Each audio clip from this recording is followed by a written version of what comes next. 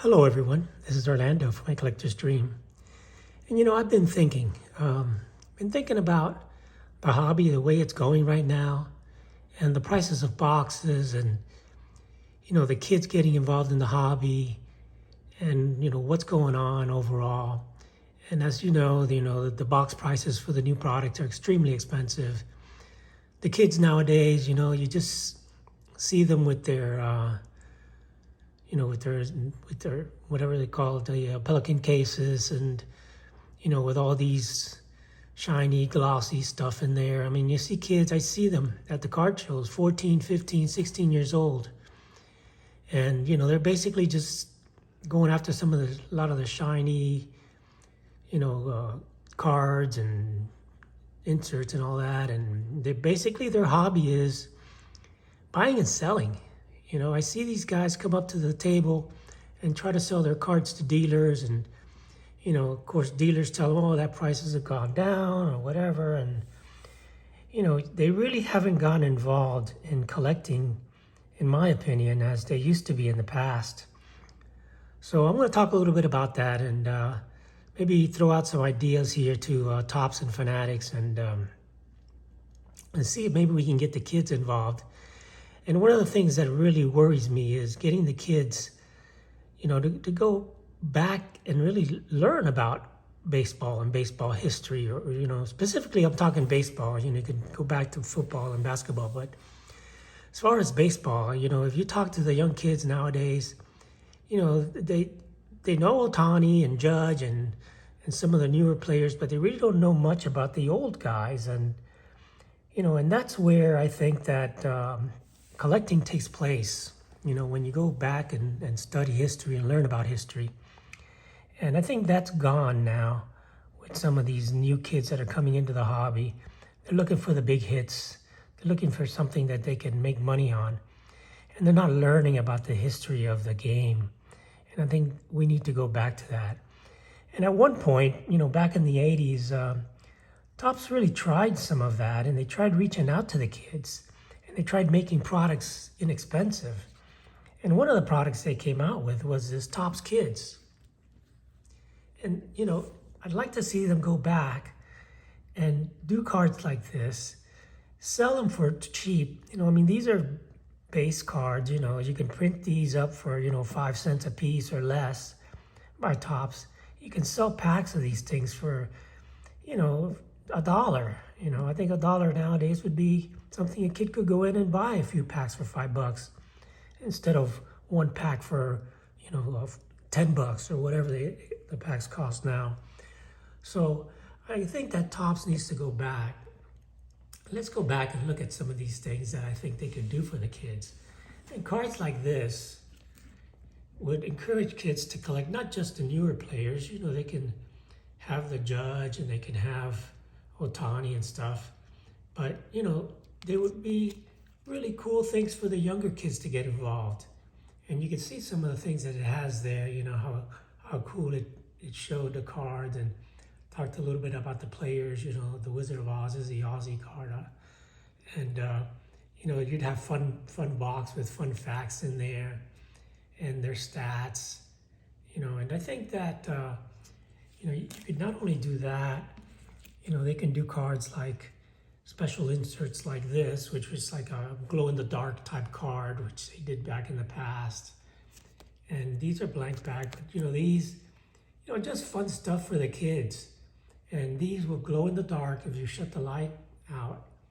And you could put them on, you could literally take the card out of there and stick it on the wall. Something interactive, something to get the kids involved. I'm talking, kids that are younger kids. I don't want to see the kids that are 7, 8, 9, 10 years old getting into all this modern stuff and making a hobby all about money. You could also include cards like this. This is the Cal Ripken when they were kids. And that's something that they could relate to. They could see them kind of themselves as a kid there. A little story there. Here he is when he was 12 years old. And get these 12-year-old kids involved in collecting cards in a cheap way, but a fun way, in an interesting way, to maybe get them a little bit more into collecting versus more into making this hobby, just about the money. And other stuff you could do was these scratch out type cards. Could also be some type of insert in there. And this is one with Cal Ripken and Ozzie Smith. And again, this is a game. So they could literally kind of play their own game there, and it tells you how to play the game. And you would scratch off and you would keep score, and write the score on there, not just save the card in mint condition, but just play with it, use it and have fun with the cards. And if you sell them cheap enough, I think we can get a lot of these young kids more getting fun out of their cards versus just thinking about the money that these cards would be worth. And Mookie would like that because you can actually keep some score there for Mookie Chilson. You could also do cards like this, which are like fold-out cards, which would make the player, bigger, make it like a tall boy. And these, I'm not going to take it out and fold it, but you fold them out. And you make it the card, a big card. Here, maybe we'll check it out here. Here it is. So, let me open this up here real quick. So you see, so you get the card and it'd be a fold out. Just something cool. I think the kids will get a kick out of, and and just something a little bit different. And something that's pretty inexpensive to do, and Topps could definitely do that. And maybe sell the whole box for, I don't know, 40 bucks, 50 bucks maybe at the most. And I think kids would definitely enjoy it and get involved in the hobby a little bit more, and kind of, feel and touch the card and play with the card, or paste the card in their wall and glow in the dark and kind of get little cartoonish things. And the other thing I would do is I would also make it where you'd have not just the regular, the players today, but include some of the all-time stars, and have them go back and learn about the history of the game. So for that, I'm going to bring out this little set that was produced in 1980 by Laughlin, and this is the Famous Feet game. So you can see it's kind of cartoonish type thing, very similar to the Topps Kids cards, but it would tell the kids and help them learn a little bit about the players back in the old days. And here's a Honus Wagner hit 317 straight years. What a way to learn about the old time players, and talk to their parents about them and say, hey, did you remember this? Or do you ever saw this guy play? And their grandfathers and stuff like that. And just kind of talk a little bit about baseball and the history of baseball. I think it would get the kids maybe more interested in baseball, the history of baseball, and get them to be more collectors. And maybe in the future they could collect even some of the old-time players, And here's the little set. I'll just go ahead and share this now that I'm doing this. So this is the Laughlin set. And it talks here, here's Herb Pennock, 1-5 and lost 0 with 3 saves in the World Series. Al Simmons made 200 or more hits in 5 straight seasons. And really get the kids involved and learn about players like Hack Wilson, who had 56 home runs in 1930. Or Dizzy Dean, who won 34 games in 1934, plus 2 in the World Series. So maybe we can get these kids back learning, and maybe even collecting some vintage guys. Chuck Klein, Nellie Fox. They could to ask their dads or their grandfathers, do you remember Nellie Fox? I didn't know he got 7. He led the league in singles for 7 straight years. Lefty Grove, I'd love to try to get the kids back into vintage. And I think if you'd include these type of cards in with modern players, I think kids would maybe go back and kind of relate and kind of start comparing some of these guys and really to find out how good these guys were. George Sisler, 257 hits. Of course, you got Luke Eric here with 2,139 consecutive games.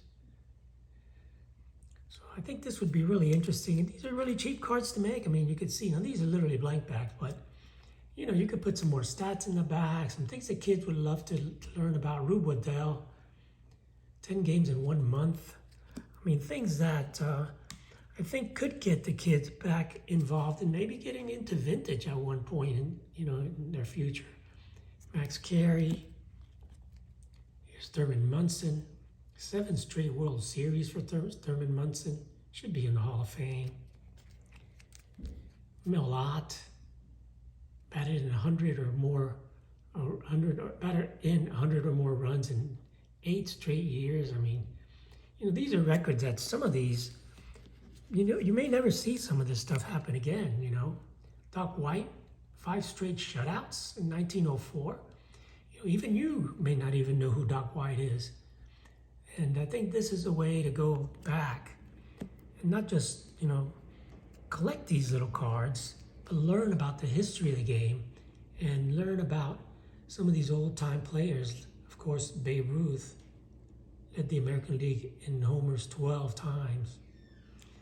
And get these guys, get these young players really to learn not just the current state of baseball, but some of the older type players that really started the game and have become American icons, like Jackie Robinson, the first black major leaguer in 1947. So if Topps is listening to me, which they won't, of course, but maybe do something like this. Make it cheap enough so the kids can get into the hobby in a cheap way, learn about the history of baseball, learn and go back and see, maybe players like Roberto Clemente. So they go on YouTube and check out some of their videos and their plays and know that Roberto Clemente totaled 10 hits in 2 consecutive games in 1970. And I think this is going to be very valuable in getting these young guys, these young kids, to become true collectors, not just flippers like I see happening now. And it's the way the hobby's going now, and in the future it may be. Christy Mathewson, 665 winning percentage, 373 wins. Jamie Foxx, who hit 30 or more homers in 12 straight seasons. I'd love to see some of these young kids be interested in some of these players, not just the current, new stars or supposedly new rookies coming in. Joe Jackson, and again, another guy that will be in the Hall of Fame with a 356 lifetime average. So if Topps would end up doing something like this and include players like Walter Johnson, along with Ohtani, along with Judge, along with Guerrero and all these newer guys, and put some of the draft picks in there, but most of these draft guys are never going to be great like these guys. And I think it would have the young kids get a little more interested in baseball, a little more interested in baseball cards, and maybe a little more interested in the history of baseball, like Ty Cobb with 4,191 hits. So that's my idea. That's what I think should be done. Even players like Stuffy McGinnis with a .999 fielding percentage, 1 error in the entire season, or Cy Young, the all-time winningest pitcher. And maybe they could find out, why did they name the Cy Young Award after Cy Young? I think if you ask some of these young kids, and maybe 12 to 15 years old, and ask them who was Cy Young, they probably don't know. And he won 20 or more games 16 times. So that's kind of my idea. I'll finish showing off this little Laughlin set. Lefty old duel, reached base safely 334 times in 1929. The great Eddie Collins, 25 years batting 333. One of the best managers ever, Joe McCarthy, 7 of 8 World Series for the Yankees. Ed Walsh. Some of these are forgotten guys. but Ed Walsh lifetime earned her an average of 1.82 in his entire career, in his lifetime. I mean, some records that will probably never be broken. Or George Burns. Did anybody know that George Burns stole home 27 times? You know, you think about Jackie Robinson stealing home, but you know, some of these guys back then accomplished some feats that may never be broken. Walt Drupo made 12 straight hits in 1952. And of course, the great Connie Mack managed for 50 years. He managed the A's. Cornelius McGillicuddy, that's his real name. I'd like to ask one of these kids, do you know who Cornelius McGillicuddy is? Connie Mack. Babe Adams. He walked only 18 guys in 263 innings in 1920. How about the great Rogers Hornsby? Considered one of the greatest hitters ever. Averaged 402 over a 5-year period from 1921 to 1925. Hey, maybe you guys are learning something new today. Maybe you guys decide to go back. If you're collecting cards from the golden era, maybe you want to go back and look at players like Grover Cleveland Alexander, who some consider in one of the top 5 pitchers in the history of baseball, and pitched 90 shutouts. So I think this is a way for us to really get back to the essence of collecting, which I think is really more involved with the history of the game that's been played for, you know, over 150 years and has some incredible players. And once you learn about history, you want to go back and check out some of these cards and some of these players and really even collect some of these guys. And that's what got me back into pre-war. And some of these sets like this and some of these things that we can do in the future, I think would be very helpful in ensuring that this hobby continues to grow and continues to prosper for another 150 years.